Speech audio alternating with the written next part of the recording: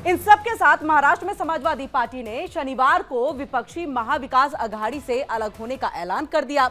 उद्धव ठाकरे गुट के नेता ने बाबरी मस्जिद को लेकर के एक्स पर पोस्ट करते हुए 1992 में बाबरी मस्जिद ढहाए जाने की तारीफ कर दी थी, जिससे सपा विधायक अबू आजमी बिफर गए थे। और अब इस मामले में शिवसेना यूबीटी नेता आदित्य ठाकरे का बयान भी सामने आ गया है। उन्होंने कहा कि महाराष्ट्र में सपा के कुछ नेता बीजेपी की बी टीम के रूप में काम करते हैं।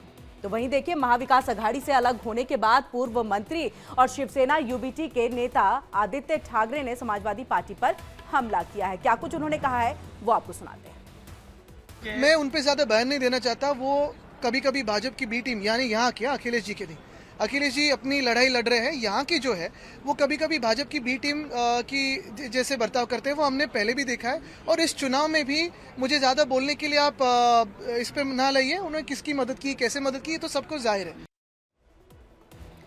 और देखिए, कांग्रेस के पूर्व नेता और धर्मगुरु प्रमोद कृष्णम ने राहुल गांधी पर बहुत बड़ा हमला बोला।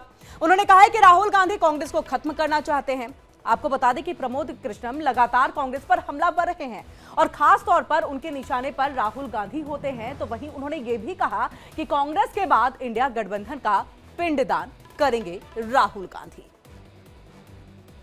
देखिए, राहुल गांधी जी इतने बड़े नेता हैं कि उन्होंने इतना बड़ा काम कर दिया। 150 साल पुरानी पार्टी कांग्रेस, वो कांग्रेस जिसने भारत की आज़ादी की लड़ाई में बड़ी महत्वपूर्ण भूमिका निभाई थी, 150 साल पुरानी पार्टी को उन्होंने खत्म करने में 15 वर्ष का समय दिया।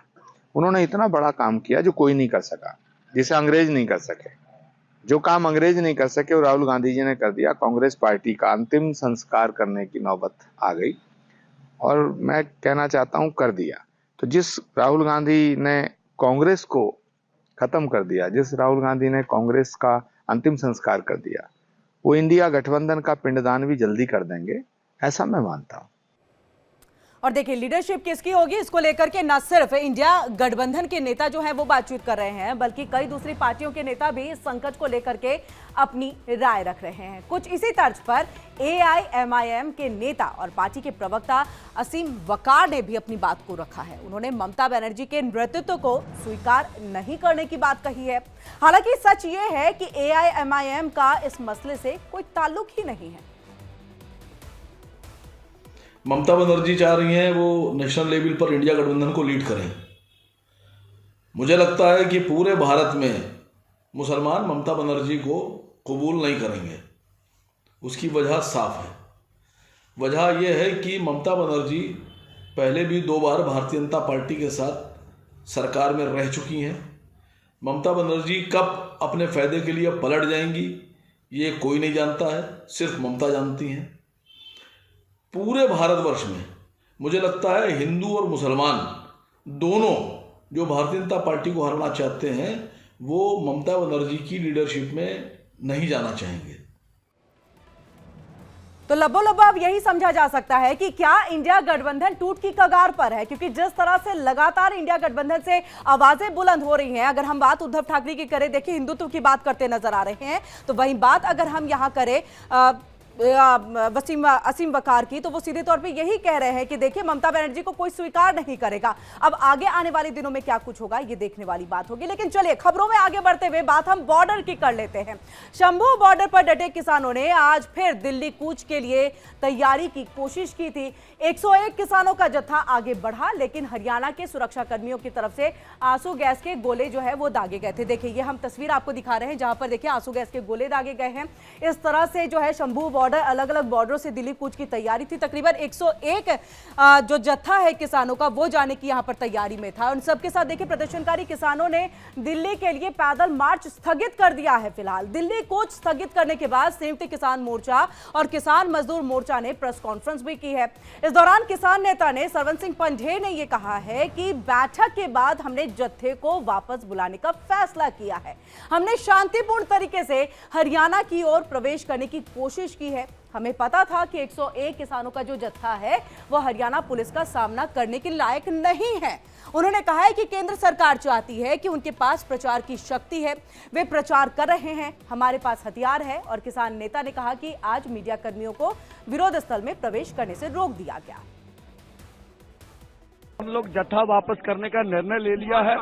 आज का कल चलता रहेगा आंदोलन। और क्योंकि एक किसान पीजीआई चला गया है, गंभीर अवस्था में है, और 8-9 किसान जख्मी हुए हैं।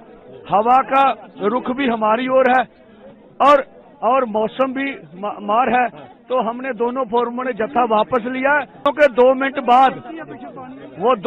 बाद हमारे ऊपर हंजू गैस फेंका, रबड़ की गोली चलाई, हमारे भोले भाले किसानों को ट्रैप में फंसाकर ये धोखा किया गया। किसान अपनी राजधानी में जाना चाहता है, अपने प्रधानमंत्री से अपनी मांगों को मनवाना चाहता है, तो सरकार हमको आगे नहीं बढ़ने दे रही। तो हम पहले वो बोल रहे थे कि आप ट्रैक्टर लेके जाते हो, मॉडिफाई किए हुए हैं, आपने बुलडोजर बना रखे हैं, उसमें हथियार हैं। अभी है कि हमने ये प्लान किया कि हम सब कुछ छोड़ के जा रहे हैं, बिल्कुल नंगे हाथ जिसको कह सकते हैं वो जा रहे हैं, निहत्थे। तो अभी भी हमको नहीं जाने दिया जा रहा। इसका मतलब क्या है कि सरकार की मंशा जो है उस पर सवाल है, उसकी नीयत में उसकी में खोट है, इसलिए हमको आगे नहीं बढ़ने दिया जा रहा। हमारी तो सिर्फ हमारी जितनी मांगे हैं उसके लिए सरकार मीटिंग बुलाए, अलग से बुलाकर हमारी मांगों को पूर्णता से माने, तो फिर हम पीछे चले जाएंगे। तो जब तक हमारी मांगे नहीं मानी जाती, हमारा आंदोलन, हमारा संघर्ष जारी रहेगा। तो किसानों का जत्था रविवार की दोपहर शंभू बॉर्डर से दिल्ली की तरफ बढ़ रहा था, लेकिन हरियाणा के सुरक्षा कर्मियों की तरफ से लगाए गए मल्टी लेयर बैरिकेडिंग के जरिए जल्द ही किसानों को रोक दिया गया। प्रदर्शनकारी किसानों पर आंसू गैस के गोले दागे गए। बैरिकेड्स पर पहुंचने के बाद उन्हें तितर बितर करने के लिए पानी की बौछारों का भी सहारा लिया गया। तो वहीं अंबाला पुलिस ने पहले कहा था कि किसान संगठन राष्ट्रीय राजधानी प्रशासन से अनुमति मिलने के बाद ही दिल्ली कूच कर सकते हैं, यानी कि दिल्ली में मार्च जो है वो कर सकते हैं। तो वहीं किसानों के प्रदर्शन को लेकर के बीजेपी की तरफ से, यानी उनकी पार्टी की तरफ से नेता गौरव वल्लभ का बयान भी सामने आ गया है। उन्होंने कहा कि किसानों से बातचीत करने में कोई समस्या नहीं है, उनसे बात करने के लिए हम इच्छुक हैं। मैं आग्रह करूंगा देश के अन्नदाताओं से, देश के किसानों से, कि हमारी सरकार उनकी बहुत इज्जत करती है। उनके सारे मुद्दों को टेबल पर बैठ के सुलझाने के लिए हम तैयार हैं। आपसे आग्रह करूंगा, और वो भी चंद किसान लोग हैं, उनसे भी मैं हाथ जोड़ के आग्रह करूंगा कि कुछ राजनीतिक दलों के हाथ के आप मोहरे मत बनिए, उनके हाथ की कठपुतली मत बनिए। वो अपने राजनीतिक उल्लुओं को सीधा करने के लिए आपका प्रयोग कर रहे हैं। आपके जो भी मुद्दे हैं, भले विशेषज्ञ हो, सरकार हो, ब्यूरोक्रेसी हो, कृषि वैज्ञानिक हो, हम टेबल पर बैठ के उन सभी मुद्दों पर बात करके सुलझाने को तैयार हैं। आप राजनीतिक पार्टियां, और वो भी ऐसी राजनीतिक पार्टियां जिनको देश के लोगों ने नकार दिया है, आप उनके हाथ के मोहरे मत बनिए। तो वहीं दूसरी तरफ किसानों के मुद्दे पर बीजेपी और केंद्र सरकार को लगातार कांग्रेस घेर रही है। क्या कुछ कहना है वो हम आपको सुनाते हैं, और क्या कुछ प्रतिक्रिया भी सामने आई है वो भी सुनाते हैं। पुलिस क्यों रोकना चाहती है? अगर किसान दिल्ली आना चाहते हैं, क्या वो भारतीय नहीं है? क्या वो अपनी समस्याओं को लेकर सरकार के पास नहीं आ सकते? पुलिस आंसू गैस छोड़ रही है, उन्हें रोकने की कोशिश कर रही है। क्या कारण है? क्यों दिल्ली आने देना नहीं चाहते? क्या प्रधानमंत्री की समझ में नहीं आ रही ये बात? बार बार बयान देते हैं कि हम किसानों के हितों को सामने रखकर फैसला करते हैं, बार बार कहते हैं हम किसानों की आमदनी को दुगना कर रहे हैं।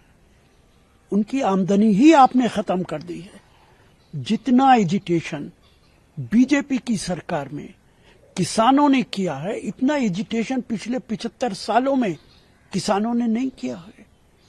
ये सरकार किसान दुश्मन सरकार है। Diwali is a festival lit with sharing, and some gifts aren't given, they are expressed. No way! I love it. Because you deserve the best seat in the house. Where did it go? Mom, have you seen my straightener? No. Go check the living room.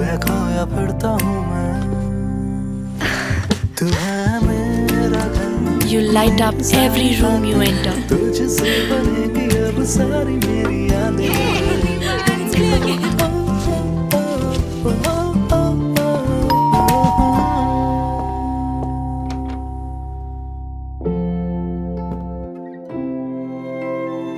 So your friends can taste the love in your food.